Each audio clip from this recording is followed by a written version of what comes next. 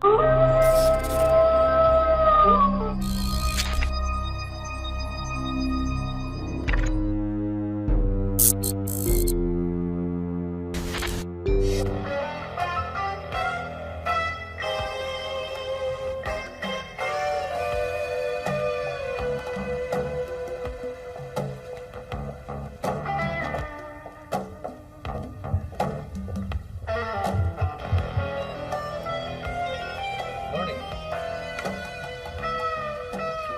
Sige, lakad ako. Saan ka na naman pupunta? Saan pa? Di sa bukid. Ano ka ba naman? Akala mo siguro, hindi ko alam na hanggang ngayon may relasyon pa kayo ng Paulang yan, ano? Eto na naman tayo, umaga-umaga, kung ano na sinasabi mo. Sa bukid ako pupunta dahil yung mga tauhan natin, titignan ko. At kapag wala ako doon, baka mamaya naglalakwatsa lang yun eh. Ha? Tsaka isa pa, bukid mo yan. Hindi sa akin. Okay? Oh, huwag ka nang magabayo, baka mahulog ka na naman. Saka, dinala ng isang tauhan mo yung kabayo mo para patingnan ko bakit may sumpong. Eh kaya nga nandito... Yan, yung jeep na yan, yan, pick up. Kaya nga nandito itong pick up nito, itong sasakyan ko. Anong kabayo pa sinasabi mo? Wala ko naman kasi. Kaya yan nagkakapesi-pesi ang bukid natin dahil sa kalokohan ginagawa mo eh. Kung ano-ano iniisip mo, kaya nagkakaproblema tayo. Ewan ko sa'yo.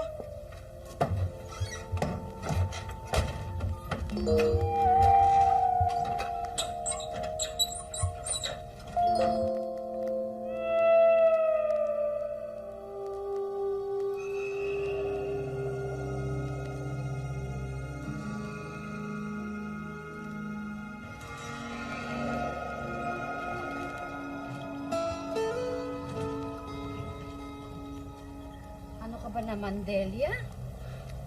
Sobra naman yung pagsiselos mo. Ewan ko ba, Toyang? Magmula nang ipaglihi ko tong batang to, itong unang anak namin ni Nick, ewan ko ba, ba't ba lahat ng naiisip ko at nahuhulaan ko, tama. Kaya yung lalaking yan at yung Paulang yan, totoo yan sinasabi ko sa'yo. Hindi lang hula yan. I'm sure meron pa relasyon yan, dalawang yan.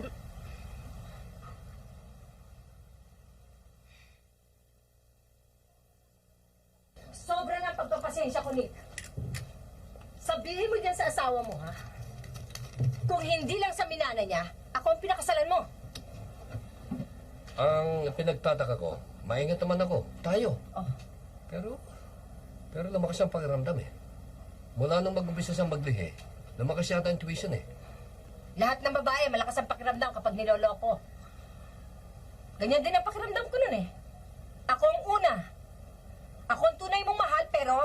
Paula, hindi ba sabi ko sa'yo, kontintis na lamang, hinday ko muna mag-anak siya. At pagkatapos, di wala na pakialam yung kanyang kamag-anak kung may anak na kami. Ikaw naman, hindi ka marunong magtiis eh. Pero yung pinsan mo, si Toyang, mukhang sipsip sa kanya. Mukhang sa kanya pakampi. Huwag maintindihan yun. Wala yun. Basta, sa panganganak niya, si Binay ang kumadrona. Si Binay? Albularyo yun ah, di ba? May usapan na kami ni Binay. Delikado ang babae kapag nanganganak. At yon ang sasamantalahin natin. Para lumabas na mukhang natural ang pagkawala niya sa ating landas. Tuluyan ang mamamatay ang asawa mo.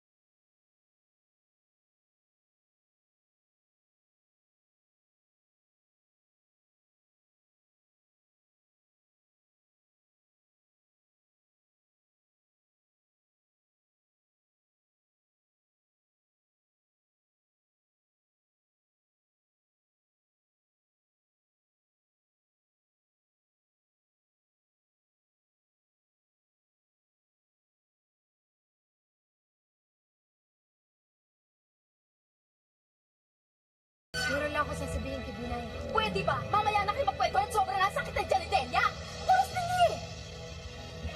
At saka anong ginagawa mo riyan? Ba't nakasampay ka riyan? Ay, anong masama? Wala naman ako sa loob, nandito ako sa labas. Ay, kahit na! Nakakaistorbo ka! Ang salita ito.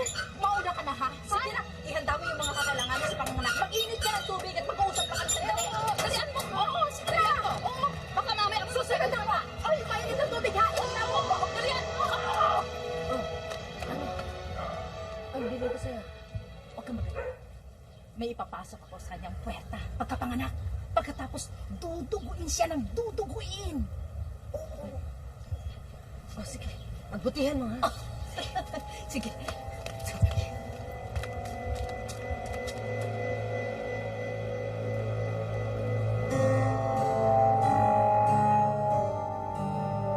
Ire! Mahabang ire! Sige. Sige pa.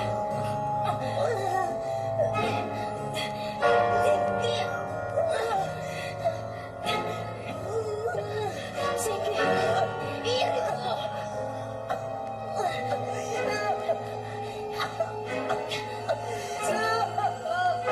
Isang iri mahaba! Parang mga sa bata! Dali!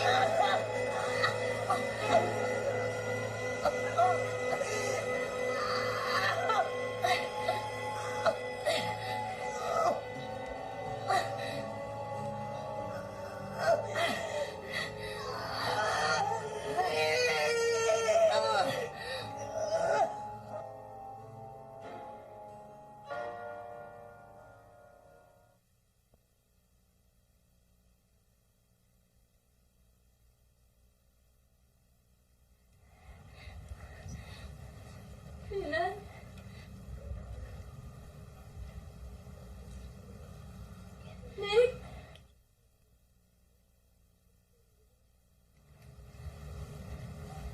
Si Telia? Parang patay na.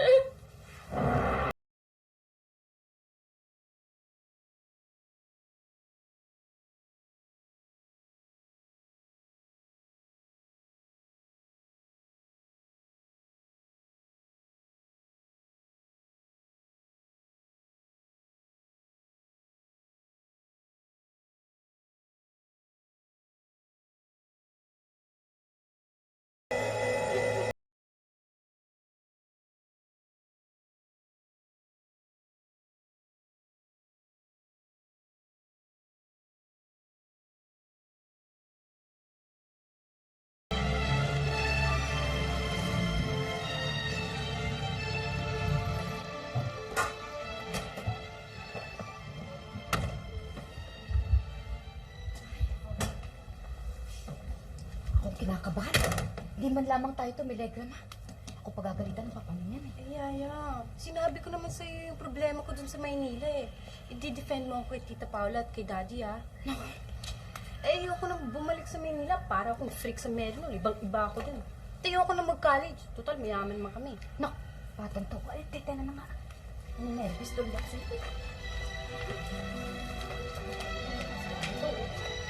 Ang bahal na yung ginagawa. Ito ba?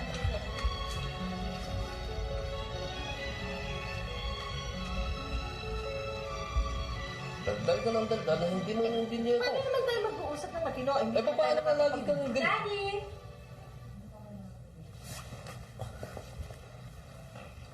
Hi, Dad.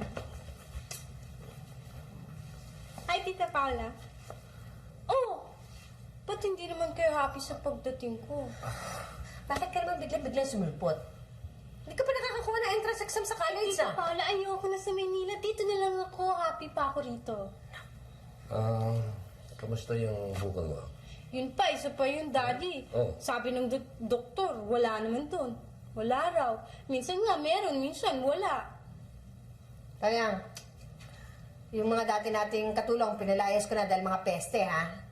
Kaya pinalipat ko muna dito si Binay para may alalay ako. Kaya marumi yung kwarto ni Lika, bahala kayo. No problem, Tita. Total, nandito na ako. I'm home, Daddy. So, tayo na lang maglilinis ng kwarto ko. Sige. Okay, Daddy? You take care. Bye-bye. I'll see you later. Oy, Ano ba? Baka magre-rinahan dito yung anak mo, ha? Tignan mo yung ugali mo. Narito ka na sa bahay na ito. 16 na taon na tayong kasal mula nang mamatay si Delia. Secure ka pa. Yung anak ko may karapatan dito sa bahay na ito. Peste. Hoy! Baka mamaya yung paglabas-labas mong yan, babae ka na naman, ha? Naku, ayaw ka na naman. Umaga Ay, ka. kung ka nakakalimutan yung ginawa mo kay Delia, baka mamaya ginagawa mo rin sa Pwede akin, ba ha? magiging ka? Umaga ang ingay mo. Nakakakulili ka ng tenge. Ah, bakit? Siya pa may ganong magsisigaw, ah! Umaga ang ingay nitong babae ko. Wala ko, akala mo walang kasalanan to? Sige! Umuwi ka na naman ng hating gabi na lagi mong ginagawa. Wisit!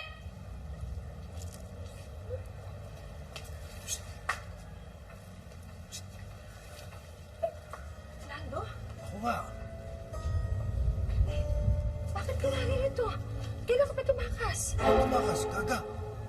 Pagkatapos na hindi mo ko dalawin mahigit sa punto, sasabihin mo tumakas ako.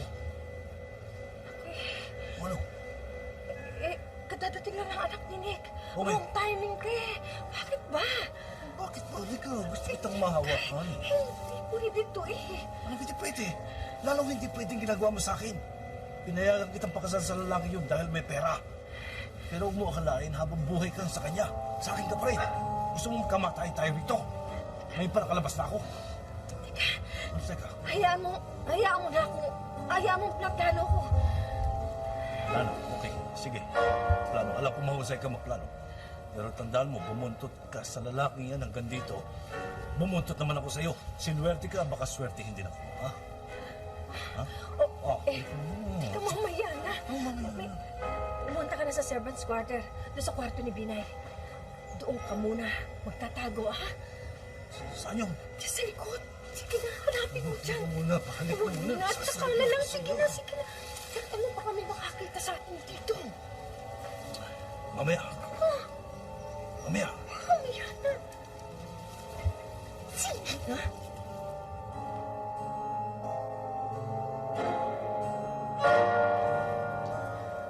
Laika, iha? Gutom ka na?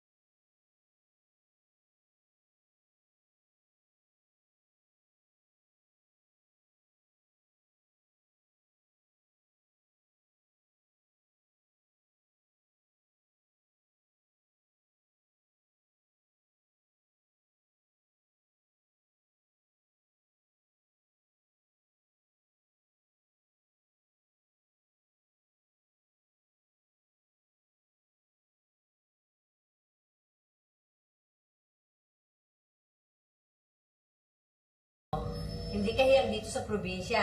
Kaya pinadala ka sa Manila para doon mag-aral. Yung pala, Paula, hindi naman ang sakit sa ulo lamang ng bata ang problema eh. Ano? Ang dapat dyan, patingin sa espesyalista sa utak. please, Tita Paula, do not nag me. Anong nagnag? Ayan si Binay. Albulare yan. Kasama natin dito sa bahay. Para na rin tayo may kasamang doktor. Binay, tingnan mo nga ito.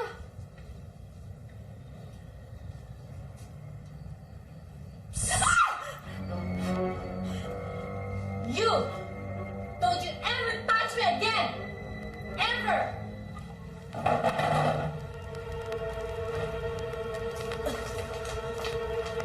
Binay, bakit? Yung noo niya, nakakapasok. Mas matindi kaysa pagkapasok ko nung bata pa siya.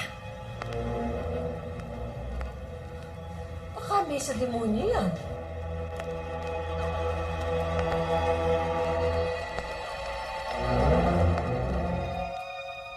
Ano ba ang problema mo? Pagpasok nitong taon to, parang cold na cold ka na sa akin. Dumadalas yung inom mo. Ano na lang sasabihin ng anak mong dalagita? Lasenggo ka.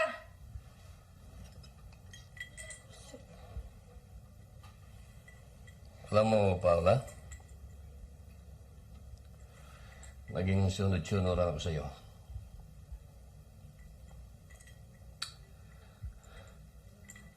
Mamatay ang aking asawa. Kung sa papaanong paraan, hindi ko alam. Pinakasalan kita. Pinadala mo aking anak sa Maynila para masolo mo aking atensyon. Pero Pero ano? Ngayon ka lang yata nanunumbat. Paula, matagal na akong guilty. Kanina, nang makita ko ang aking anak, nahiya ko sa aking sarili. Para bang gago ka? Na basta na lang sumusunod sa lahat ng gusto mo? Nick, nung araw pa kumakalas na ako sa'yo. Pero anong ginawa mo? Ginawa mo akong kabit. Ngayon, asawang mo na ako. At saka ka pa magdra-drama-drama dyan? Oy, Nick, kung sino man ang dapat manumbat, ako!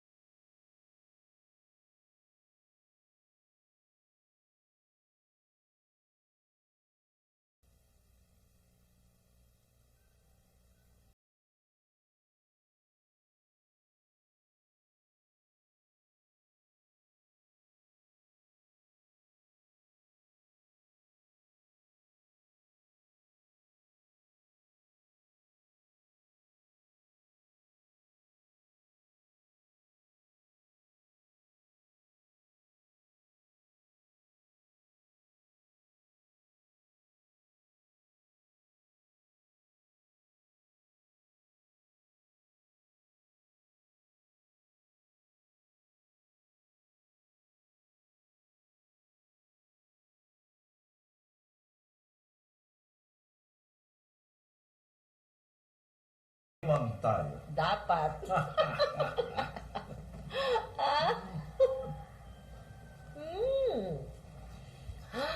Oh, Ano pa Ako ngayon? na Hindi. makakita sa inyong dalawa.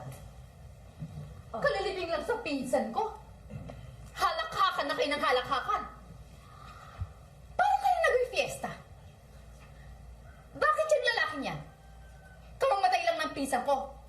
Naririto na. Alam mo, Paula, kung hindi ako nagkakamali, buhay pa ang pinsan ko, pinuputungan mo na ng tayo sa ulo.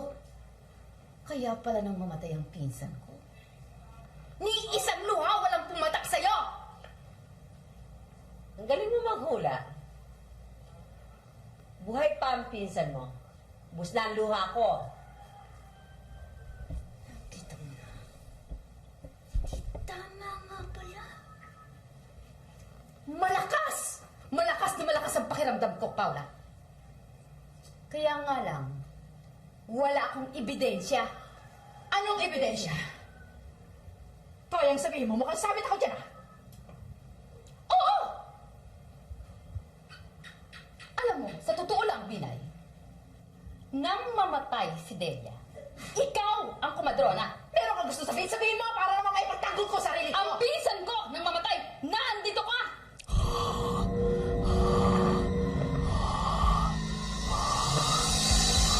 Oh, marami nang alam ang babae yan, Baka ikanta tayo niya sa PC. Oo! Oras na magkaroon ako ng sapat na ebidensya. Kayong tatlo, isusuplong ko sa PC dahil kayo ang siyang responsable sa pagkamatay ng 3 taong mahal ko! Oo, gagawin ko yan! Tulog!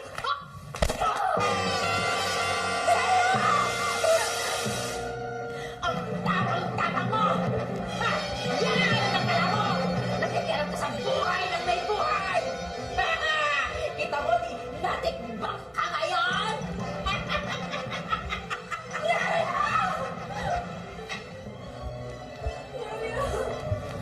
Sinunda! Yaya! Wala! Huwag ka na lumapit doon! Ha? Kaya yung pinatay niya yung yaya ko. Basta maingay! Walang iya kayo. Kriminal kayo. Kayong lahat. Tahimik ka! Yaya. Ha? Yaya.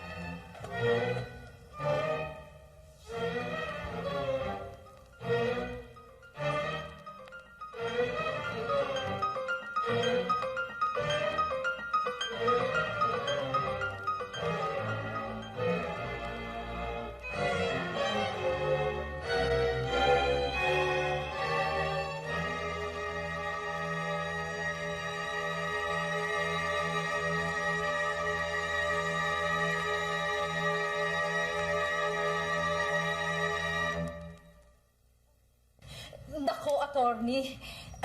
Kaalis-alis lang ni Mrs. Isinugod si Laika sa Maynila. Natatandaan niyo yung pagsakit-sakit ng ulo ng anak ni Nick kay Lydia?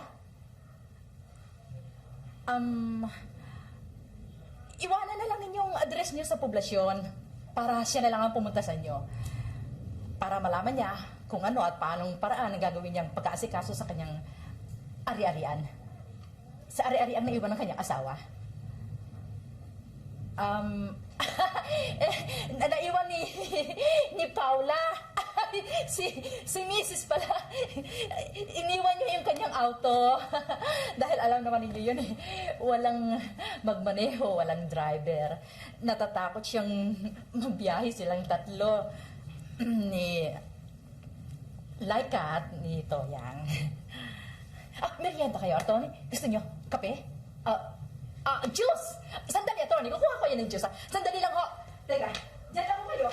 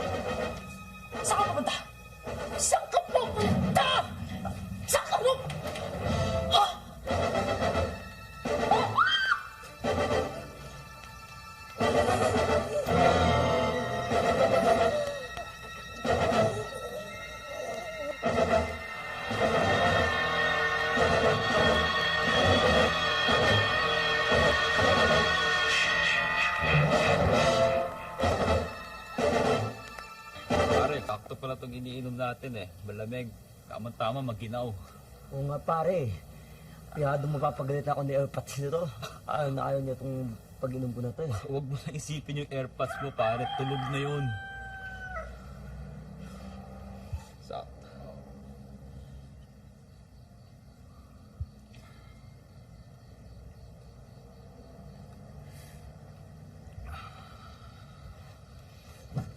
Aba, babae. Miss, naliligaw ka yata. Ating gabi na. At saka, ilang na lugar to, miss, ha? Di ka ba natatakot? O baka naman gusto mo na lalaki? Andito kami. Hindi mo na kailangan maganap pa. Teka lang, masyado ka yatang bastos eh. Kinakausap kita, di ba?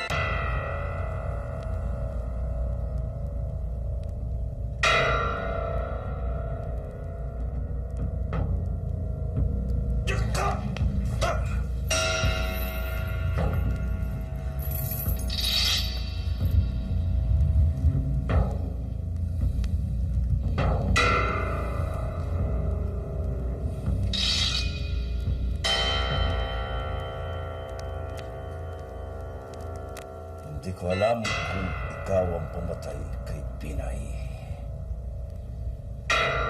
Pero may duda ako na ikaw ang dahilan ng pagkalusaw ng kanyang mukha. Kung hindi ka lang kailangan ng abogado paminsan-minsan, katabi ka na rin ng yaya mo doon. Salamat ka at nakakapag-isip pa kami mabuti. At habang nag-iisip kami, makakabuti yun para sa'yo. Gaga. Arreglo lang itong mga kadena. At dagdagan mo ang mga kandado sa pintuan. Naghahanda ako ng makakain tapos ililibing natin si Binay.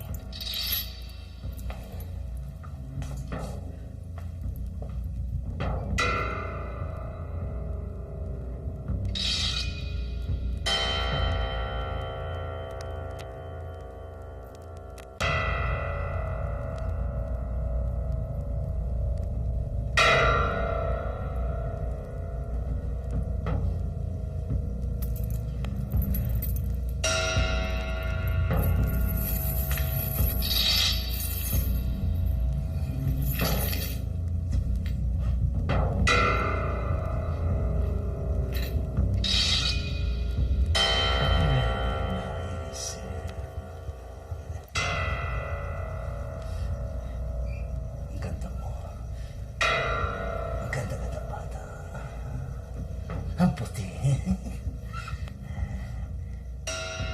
Gusto mo takas kita? Ha?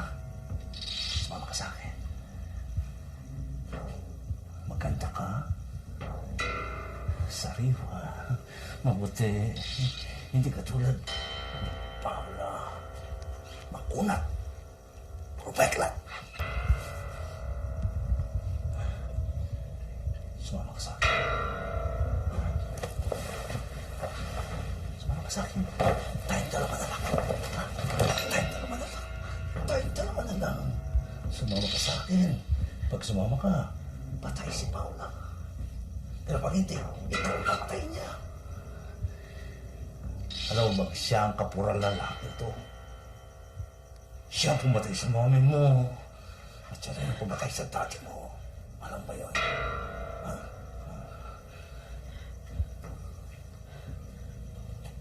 Bakit ka may tali rito? Ano ba ito? Ha?